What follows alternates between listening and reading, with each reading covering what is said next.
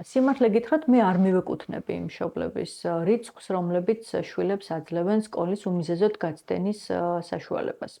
მაგრამ მაქვს ორი მთავარი წითელი ხაზი, როცა ჩემს შვილებსაც შეუძლიათ გააცდინონ სკოლა. პირველი, რა თქმა უნდა, ეს არის ავადობის ნიშნები, თუნდაც საწყისი იყოს ეს და მეორე ეს არის ბავშვების ემოციური მდგომარეობა. თუ ხედავ, რომ ბავშვი არის ემოციურად გადაღლილი და გადამწვარი, შეიძლება მას არ ჰქონდეს ტემპერატურა, მაგრამ რაღაცნაირად თავს კარგად ვერ გრძნობდეს, მე ვაძლევ საშუალებას, რომ ერთი დღით დარჩნენ სახლში და დაისვენენ.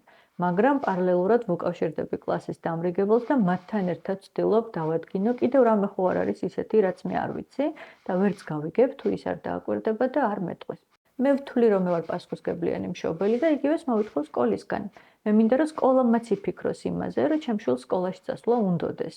და თუ არ უნდა, მაშინ ერთად უნდა ვეძიოთ პრობლემა. თუ ჩემთან არის ეს პრობლემა, მე მზად ვარ თანამშრომლობისთვის და მზად ვარ იმისთვის, რომ მივიღო მათი მითითებები და ასევე შემიძლია, რომ მათ მოვთხოვო, რომ სკოლაში იყოს ისეთი გარემო, რომ ჩემს შვილს სკოლაში წასვლა ეხალისებოდეს.